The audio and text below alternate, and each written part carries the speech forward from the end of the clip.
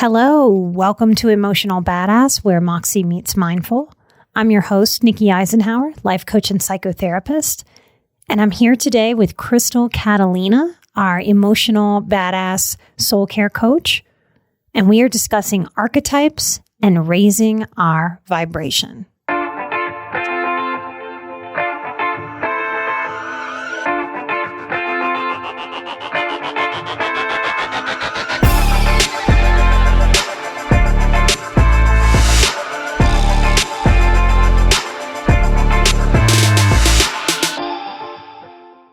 For those of you getting to know Crystal, she has a wealth of experience to share with you.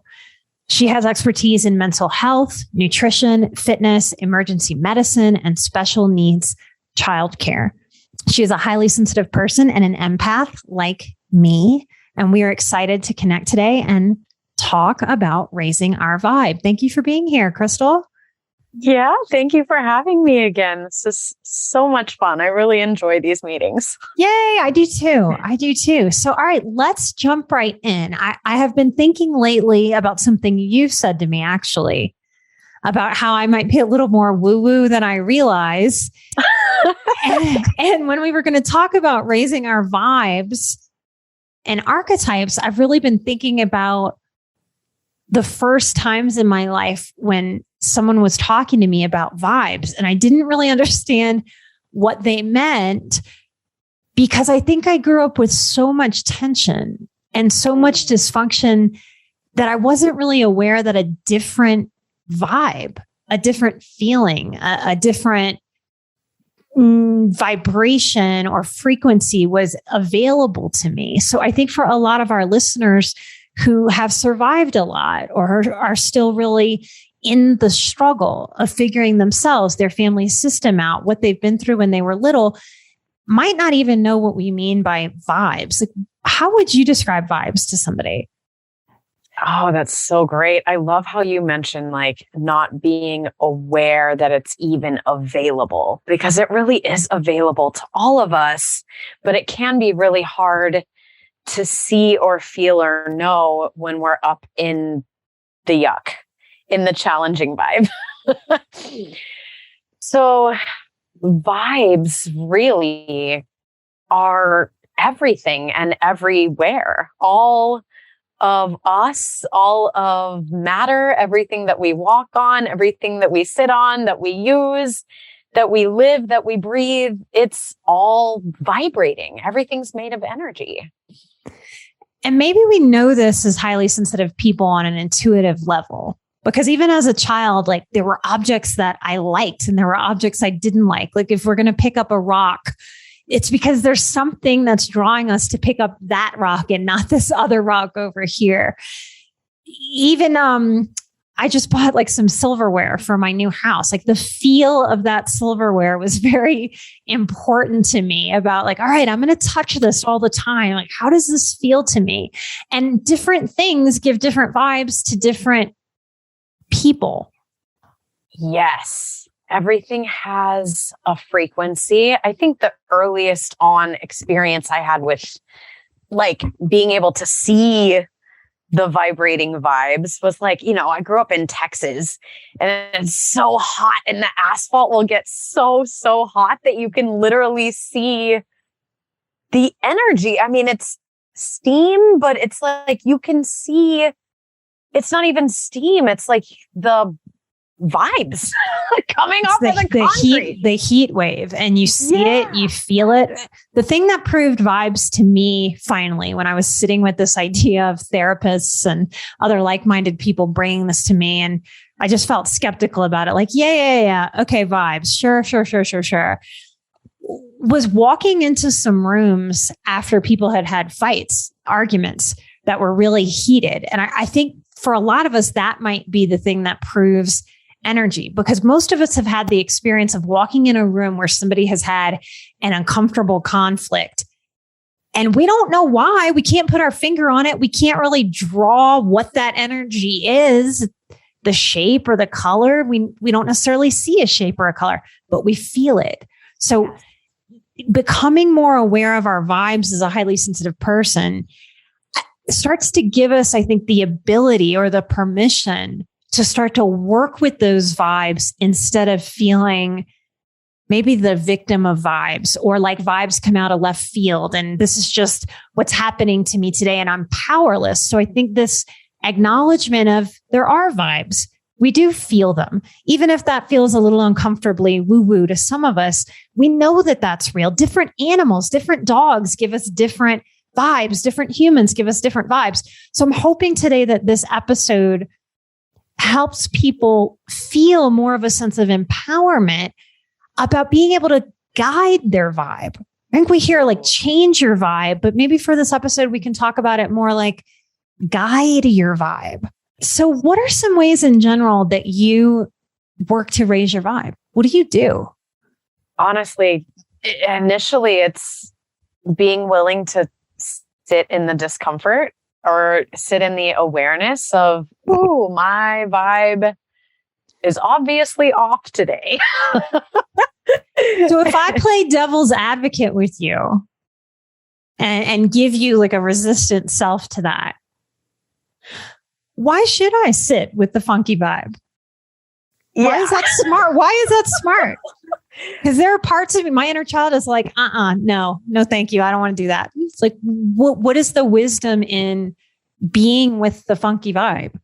Sure. So really what I have learned through even my own life experience, because I think through the process of my awakening, I guess you might say, or, it's a process. We never get there completely, but in the beginning, I was like, oh, I just need to raise my vibe. I just need to shift it like really quick because I know being negative is not good for me. And also like, I would like push to shift my vibe really quickly when in actuality, all I was doing was pushing down the emotion or the message of whatever I was supposed to be processing and working through.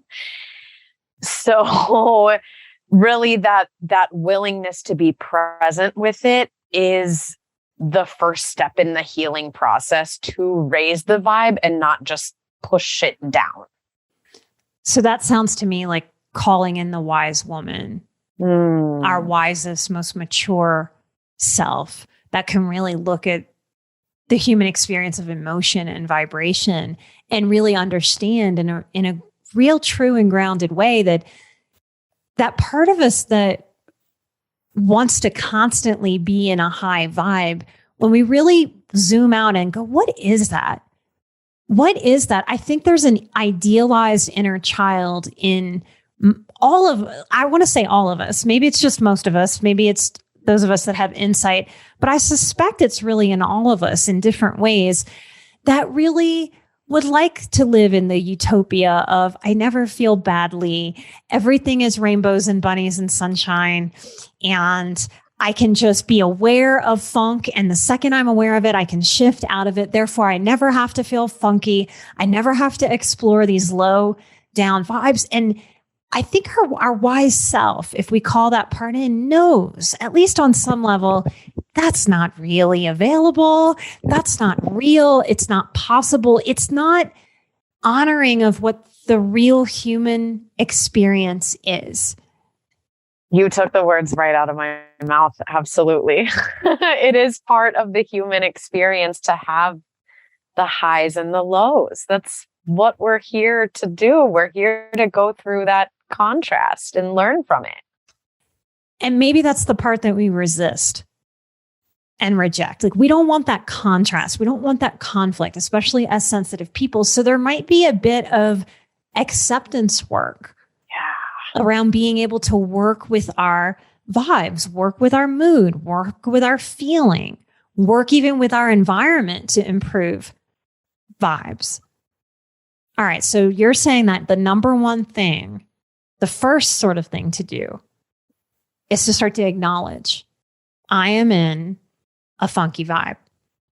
I'm angry. I'm frustrated. I'm annoyed. I'm irritated. Okay. Then what?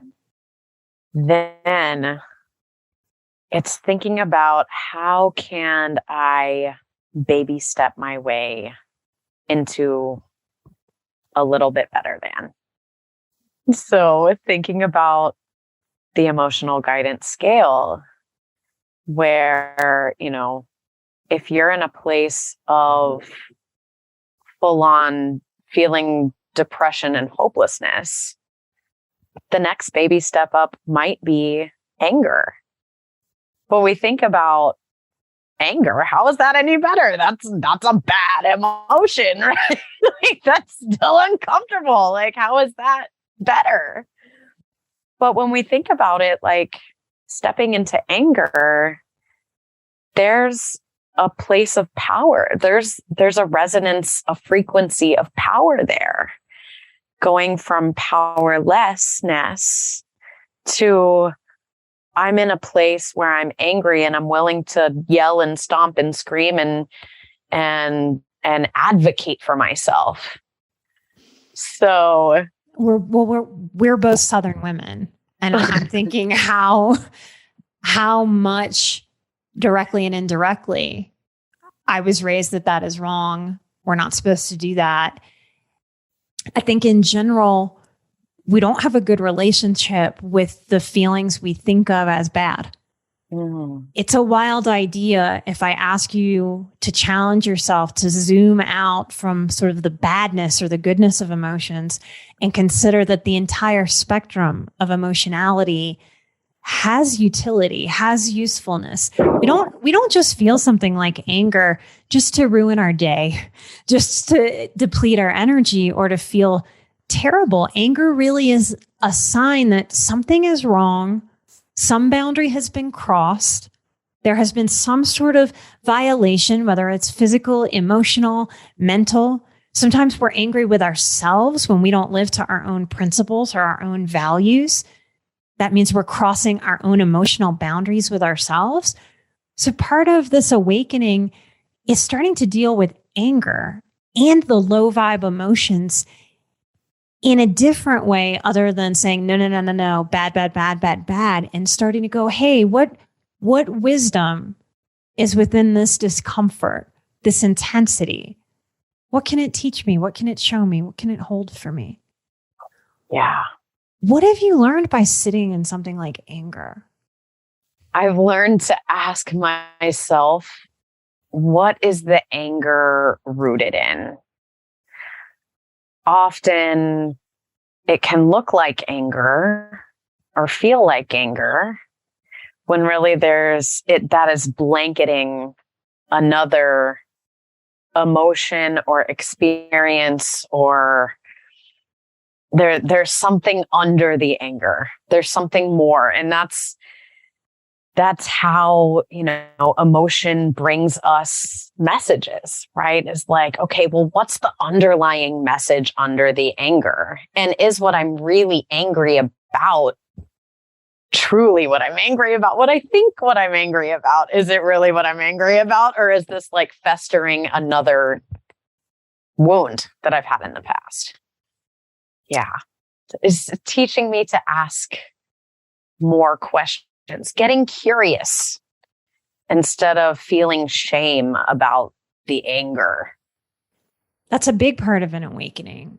I think for most of us within ourselves or with other people, we've seen people get angry, even in movies. We've seen people get angry, and anger seems to equal instantaneous reactivity a lot of the time. And so what I'm hearing you say is sitting in the low vibe feelings that typically my younger self would run from is showing me, wait a minute. I can slow down. I don't have to be reactive. This gives me a chance to respond first to myself instead of outwardly. Blaming, shaming, lashing out, maybe throwing something, all these sort of anger behaviors. Giving somebody a dirty look, right? This permission to start to work with the feelings instead of reject them, run away from them, starts to help you uncover more of what's really truly going on instead of what it looks like on the surface. Yes. instead of your typical, oh, I just need to raise my vibe real quick. You know? Part of what I've learned from sitting with the funky emotions within my process is that I can. There's no feeling that's going to kill me or hurt me or rip my arm off, even when it feels like it might. I really can be with these emotions. There's no frantic energy of desperation telling me I can't handle it. I've got to go to a different place that's other than exactly where I am. So I think there's also a lot of practicing being with ourselves in the present moment, slowing down, and being willing to peel back those initial angry layers. And of course, that's our top layer. It's a tough layer. It's a strong layer. It's a layer that says, hey, don't mess with me. I can be tough if I need to be. We see that in animals in the wild. We see that sometimes when new dogs meet each other and they posture a little bit. They're kind of saying, hey, I don't know if I can trust you yet. You know, do I need to get angry to tell you to back off or not? And we feel that. So I think in part, it's given me peace to be able to not be so frightened and sort of impulsively wanting to run away from the emotions that I wouldn't ever consciously choose or want for me or for anybody. Yeah. And through this process, you really do become more able to regulate your vibe, you know, and your vibe will raise over time when you allow yourself that personal investment of sitting in it first and really getting curious about it before just like forging forward to raise it, instead of like surrender to it and then allow the raising. It's very different. Most of the clients that work with you and I are healing their nervous system. Would you agree? Mm-hmm. Yes. So if we really think about nervous system and vibes, like I said at the beginning of the show, like my vibe was just activated. It was just stressed. It was frazzled, frayed at the end of my rope. When you are in such a place of feeling that desperation, it really is challenging to sit in it, because there might need to be some work first in creating safety or shifting up the environment. You know, like it's like the Maslow's hierarchy of needs. You know, we really need to create a solid foundation before we can even start working on shifting the vibes, because if the vibe truly is one of abuse or manipulation, or, you know, if we're in that thick fog, we might really need to work on that piece before we can start regulating ourselves, because the vibe is giving us messages too of, oh, I might need to get out of this situation. What have I maybe been ignoring? Regulate is really hitting me when I hear you say that. The nervous system piece of so many people that we work with healing their nervous system, I think is that the potential sadness or even tragedy is a big word, but I do think it's tragic when I see someone who is reading all the books, who is listening to all the podcasts, who's going to therapy every week, who is just working so hard, and they're doing the things that on paper check all the boxes of excellent self-care, but they feel desperate because they think it's not working.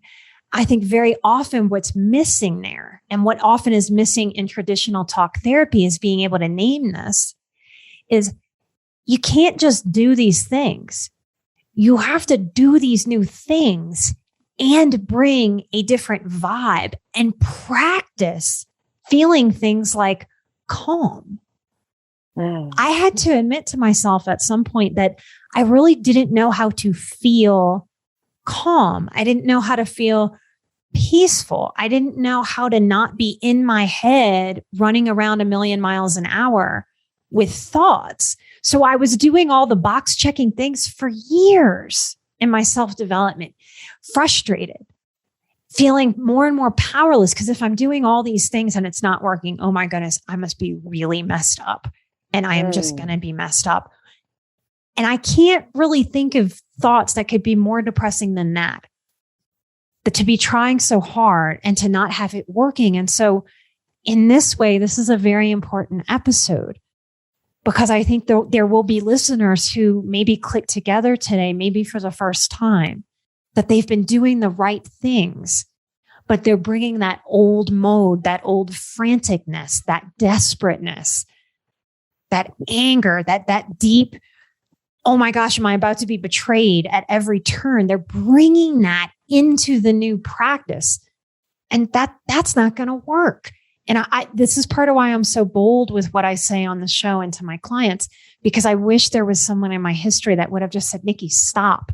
You're doing the right things, but you're doing it in the wrong vibe. And I know that I'm using black and white language, but sometimes it is simple and black and white. And this is one of those times where we can't just practice a new thing. We have to also practice a new vibe.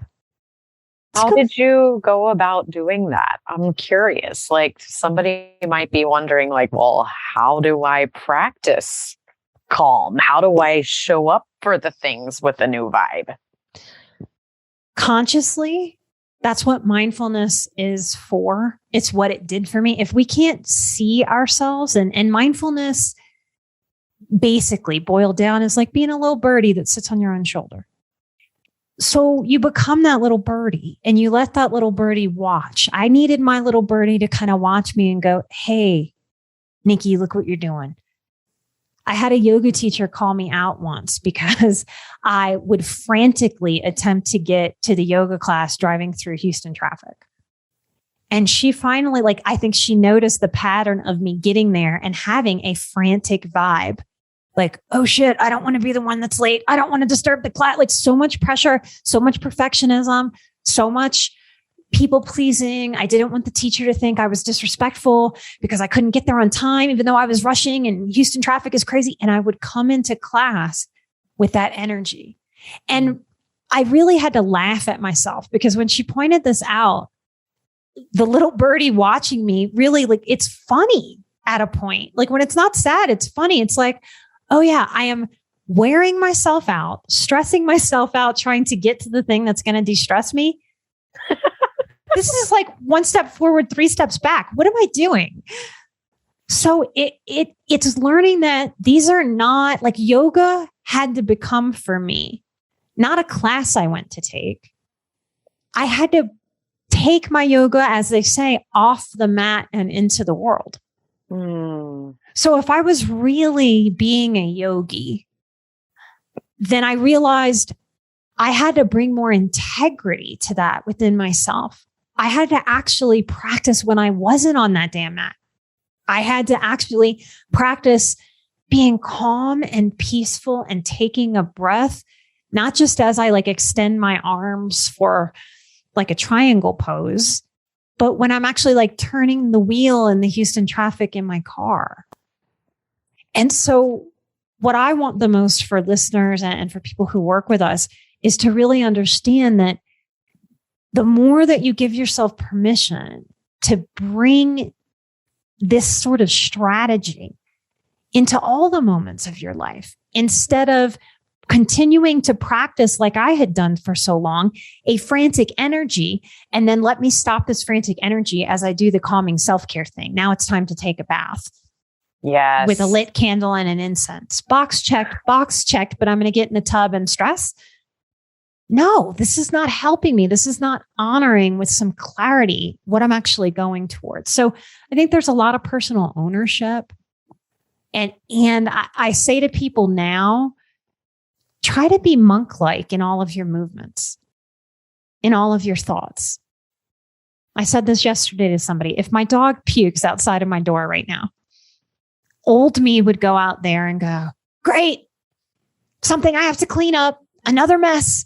How am I ever going to get everything done? That's my day, just putting out fires. Can't control it. Can't stay on track. Getting distracted. Stress, stress, stress as I'm cleaning up. That's not how a monk does it in my mind. I think we all have that. Talk about an archetype that we can use. We're going to talk about archetypes in a minute. But this monk-like quality, I picture a monk moving with those robes with just a quiet deliberateness, like unruffled, unbothered. And they really meet each moment with a grace and a gratitude. If a monk was here to clean up my dog's puke, I think that monk would meet that moment with an energy that says, I'm here to take care of this animal that is in my care. This is part of me taking care of him. And clean that up almost like as a gift to the caretaking of that dog and to the honoring of me as his shepherd. And I would do that slowly. And with a gratitude that's just a little spit up. I know that that's not a big deal. There's nothing wrong with him. He is safe and he is healthy. And thank goodness I am here to notice this and clean it up for him and for me and for my home. And that really is the embodiment of, I think, getting out of that sort of learned, continuous, frantic, stressed, not enough time vibe that is so mindlessly easy for a highly sensitive person or an empath to practice without even knowing that that's what they're practicing. I don't know about everyone else, but I'm going to go through the rest of my day and the rest of my week with a little monk on my shoulder. I like that even better than the little birdie. Yeah. You're just sitting there. So I have a deck of cards in front of me. It is Caroline Miss Meese, I'm not quite sure how to say it, archetype cards. It's a big red box, very popular deck. When I pulled it out, Crystal, you said, I used to have that deck. I might have this deck because of you sharing this deck with me. Really? Uh-huh. So many years ago. Yes. So I pulled some archetype cards. Will you explain to our listeners, what is an archetype? Yeah. So an archetype is a theme. It's kind of like a personality theme, but it can also be considered like a vibe. So I love that you brought archetypes into this conversation about vibes, but we all take on different themes and roles and throughout our lives and even throughout our day.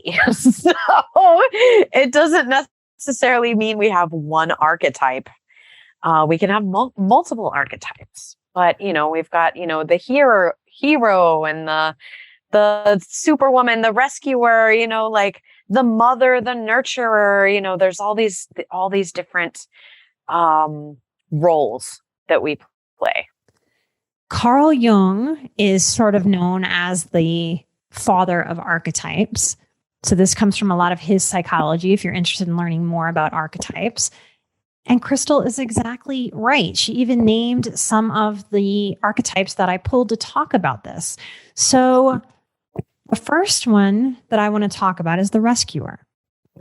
And these Caroline Meese cards are very beautiful. They are set up as a light attribute and a shadow attribute, a lightness and a darkness. Part of working with archetypes is also understanding that we all have a dark side. Even the most light-filled of us, Mother Teresa had a dark side. Like everyone has a dark side. And the idea is that to be a fully integrated, secure human being with ourselves, we can't deny that dark part of humanity. And it's got some scary stuff in there for a lot of us. It's things like all of us could be pushed to violence. That's part of integrating and owning. And the reason that we work to own that kind of darkness is because if we don't own it and we pretend like it doesn't exist, that's exactly when it will overtake us and sneak up on us. Oh, yes. That is the shadow. That is the shadow. So the rescuer, as an archetype has light attribute, providing strength and support to others in crisis, acts out of love with no expectation of reward. The shadow attribute is that the rescuer assumes that the rescued will reciprocate, keeps the rescued one needy. What are your insights about this sort of continuum of vibe from light to shadow? It's a real continual process for me. This is a spectrum that I continually am dropping into because I am such a helper. And I continually need to check in with myself on, am I doing this out of pure, like, unconditional desire to help? Or do I have, is my shadow having some kind of expectation attached to this thing that I'm reaching out to help with? Mm-hmm. Yeah. This is a very important one for all helpers, all healers, anybody that is in this space where we are offering care. I mean, what a kooky thing to try to find the balance of too, about what is too much, what is too little, when is it for them in a sort of a pure form, and when is it for me? And when we're helping for ourselves, it starts to get sticky. It starts to get murky. It starts to get darker instead of light. A lot of the listeners, and I think Crystal and I both identify, or if we don't know it yet, may fit the criteria of codependency. And this really is the struggle. Often people who are healing codependency ask me, well, is this behavior codependent or not? And increasingly what I'm saying to that is, it's the codependency isn't really wrapped up in the behavior as much as it's wrapped up in the vibe. You're shaking your head. What do you want to add? Yeah, things can look the same. Like the action in and of itself is neutral, but it's the intention behind it that defines whether it's a codependent behavior or not. This always, anytime we're talking about the rescuer, it makes me think of getting gifts as a kid. And I had a great aunt who would give me like $5 in a birthday card. All the years of my life, this is how I received money from anyone in my family. It was put in a card, but you were told what to buy with it. It was like, this is for socks, or this is for underwear, or this is for a new book. I come from an amazingly codependent family. And so growing up and having my own awakening was a lot of looking back at that and going, and realizing, what is the vibe? If you've ever gotten a gift like that, here, I'm giving you something, but I want to tell you what to do with it. Wow. Yes. I think if we're really honest with ourselves, that always feels a little mixed. We feel a little confused in that moment. Like, thank you very much. But if I look back at that vibe of receiving a gift like that, if I put words to it now, what I would have said as a kid, if I had my adult consciousness with me, is thank you so much, but no, thank you. Thank you so much. I'll just take the card. Like, you could have your $5 back, because it really is an extension of control, and codependent people are really controlling. They give with strings attached, and that feels icky. That we talk about not having attachments, not having expectations for others. So when we give with an expectation that somebody's going to do what we want with it, we're really asking that person to let us control them. Oh, yep. And that is not the high vibe, clear spirit of giving a gift. This reminds me of a Friends episode. Okay. Where Joey was telling Phoebe, there is no unselfish good deed. And Phoebe got really upset at that statement. She was like, no, I'm going to prove it to you, there are good deeds that are not selfish, but but she kept like doing these good deeds, and he kept coming back at her with, well, but did that feel good? Or but what did you get out of that? And she would get so frustrated, and she's like, oh, you're right. But so I think in every helping role, right? Every time we step into this archetype, there is some good vibes associated with ourselves with it too. But the indicator between it being on the spectrum of positive versus negative, the light versus the shadow, is truly that control piece that you're talking about. Because it's okay for it to feel good. And that deed can actually raise our vibe. When we're in a funk, when we do something for someone else, gosh, that really can raise our vibe.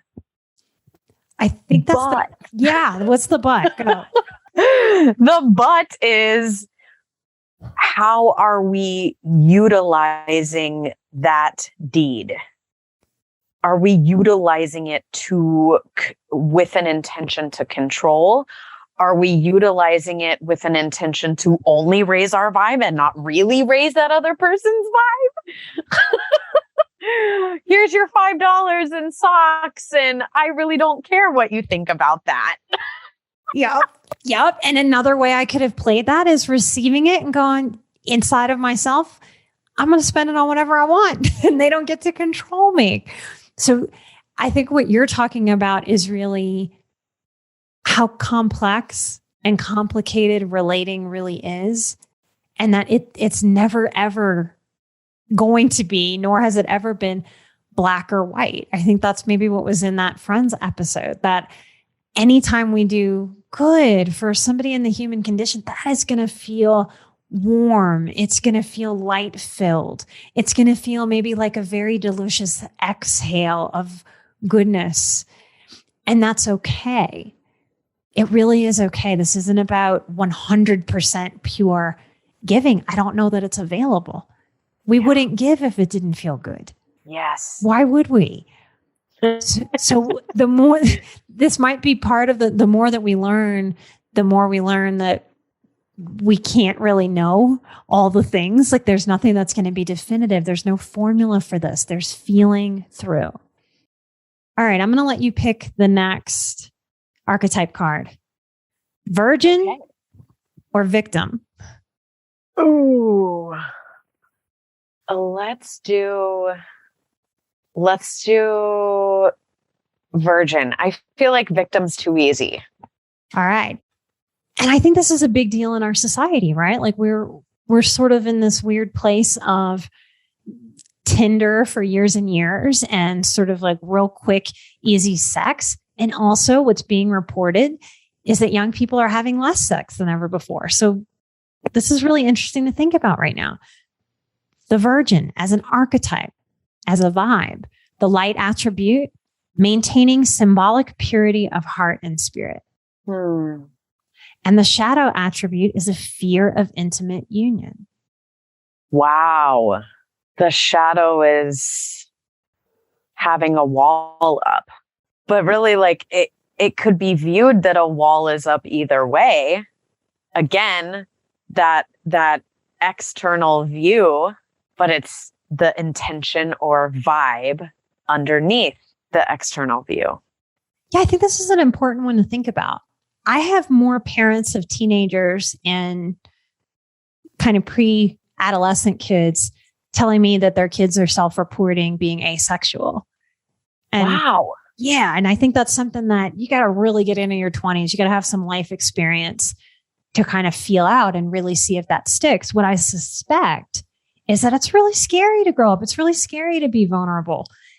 And that might be a really good mask to just go, I'm asexual. I don't have to do any of this. I'm going to stay this virgin, and then I don't have to deal with all of that form of relating and vulnerability. I was not aware of the statistic at all. Of course, I haven't been working with children as much as I have in the past. So like post COVID, I'm curious if this is like an emergence since kids were isolated for so long.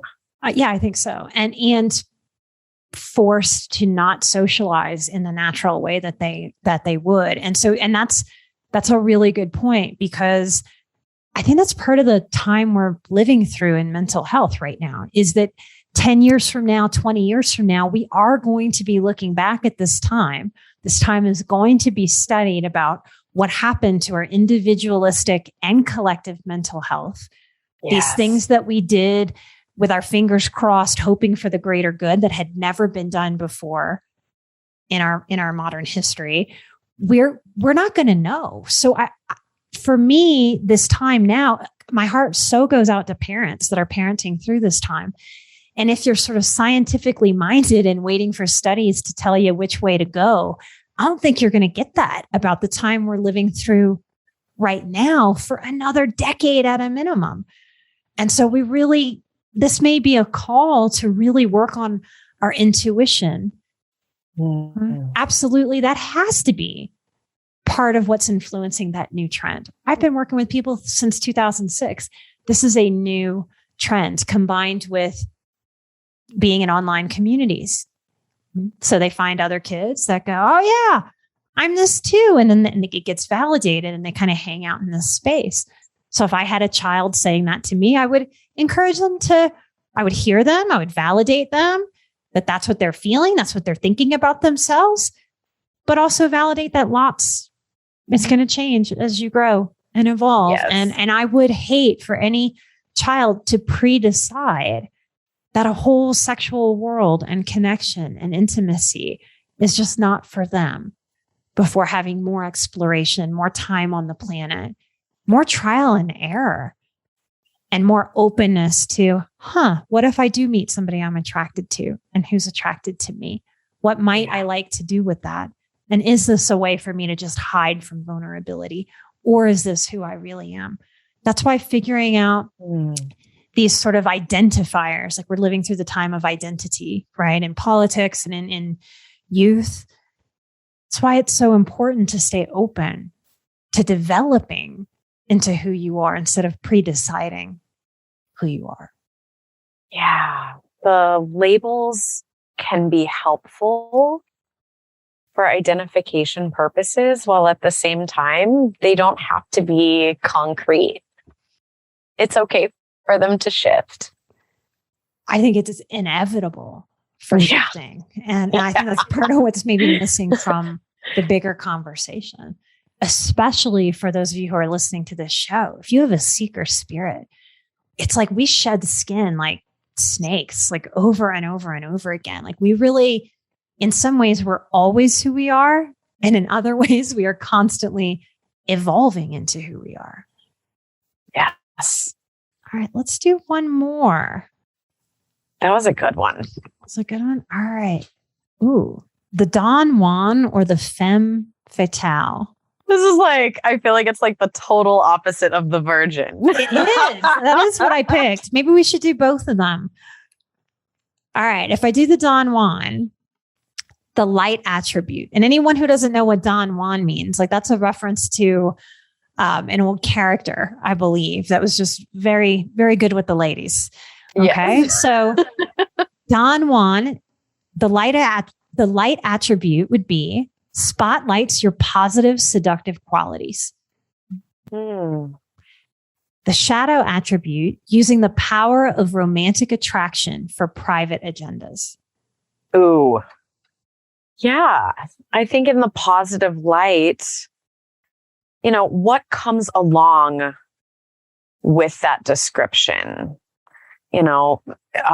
Showing up with a confident vibe, showing up with a vibe that is an effective communicator. Like there's all these other positive attributes that come along with that, where we might initially be like, ew, I don't like that kind of machismo kind of energy. Mm-hmm. But often what's tied to the machismo is that context of having other agendas. I like reading this statement as the light attribute. It spotlights your positive, seductive qualities. We're talking about the masculine form of this. I'm going to read the femme fatale, which is the feminine counterpart. But this really makes me think about what we said about gift giving. I think a lot of straight men, a lot of gay men through this modern time are really getting shamed if they want sex. And that is a natural part of who they are. And just because they may want that doesn't mean that they are in the shadow attribute, the darkness. There's a way to manipulate. That's what the shadow attribute says, using the power of romantic attraction for private agendas. To use somebody, to objectify them, to kind of toss them out, like after you gratify your sexual desire, that's the shadow attribute. But there are ways to honor that sexual interest, even that goal of wanting sexual fulfillment, and to not feel bad about that. I think young men need to be able to embrace that they are sexual beings, they are visual beings, and it's okay to step in to the light attribute of a little bit of Don Juanness. Yes. What do you think about that in men? Yeah, I truly do believe that men have been shamed, overly shamed for just their primal nature. And I love how you described, yes, they are visual beings, and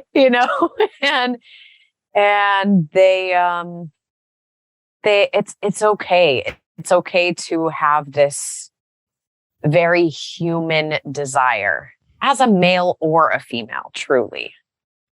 Yeah. All right, let's look at the femme fatale.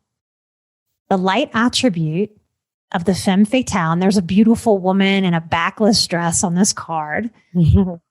Her light attribute is that it highlights the erotic energy of the feminine, opens your heart when your dependency is rejected. And the shadow attribute, the low vibe quality of the femme fatale, is an inappropriate use of sensuality, attachment to power and money. So this is really where I think a woman objectifies herself, in the shadow attribute. And in the light, it's more of an ownership of an erotic energy, a permission to be with that sexual side that for so many women generationally, we're just not allowed to explore, not allowed to be, shamed out of their own eroticism, their own sensuality, and their sexuality. What comes up for you in the light attribute? Highlights the erotic energy of the feminine, opens your heart when your dependency is rejected. Oh. What comes to mind for me is really an awareness of true desire without feeling shame for it, and using it in a way that is positive and empowering for all parties involved, whether it's within a monogamous relationship, whether it's within a poly relationship. It's being aware of your desires and utilizing them in a way that's truly beautiful and bountiful for everyone involved, and being able to communicate that in a way to where everyone just truly feels understood, no matter what the parameters of it are. It doesn't have to be a long-term relationship in order to be positive and effective. And fulfilling. Well said. You brought beautiful words to that. Yeah. What strikes me about this is sort of the opposite in terms of the shadow, but the similarity of the virgin. If we have the virgin and the femme fatale, if the virgin just puts a wall up and blocks intimacy, in the shadow of the femme fatale, she goes for sex, right? But if she gets away from her own personhood and makes herself do those acts for money or power, it's almost the opposite of the virgin, but still a darkness. Mm-hmm. One with no sex, one with sex. What do you think? Gosh, it's deep.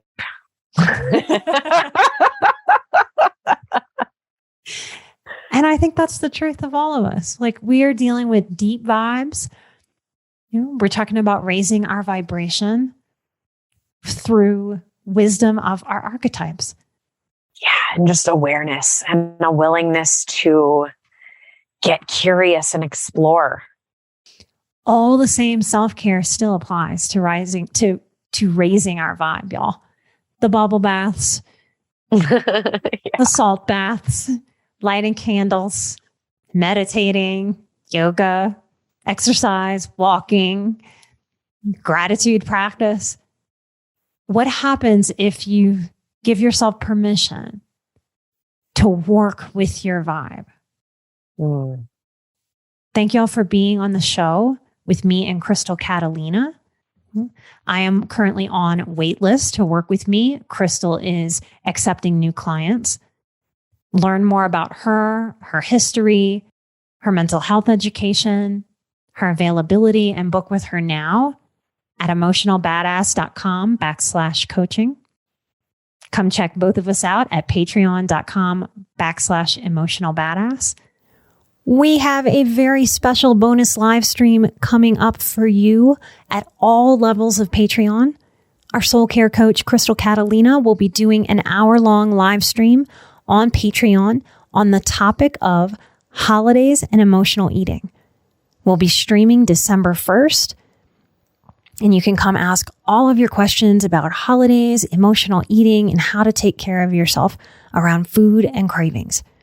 So jump on Patreon at any level, patreon.com/emotionalbadass, to ask Crystal any questions that you want. Normally, our live streams are at the $10 level, but this special holiday live stream with Crystal will be available at all levels of Patreon.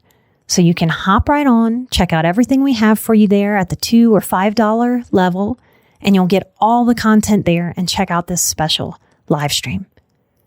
Light and love. I'm an emotional badass. Crystal is an emotional badass. You are an emotional badass. And together, we are where Moxie meets mindful. Light and love. And I will see you right here next time. Bye-bye.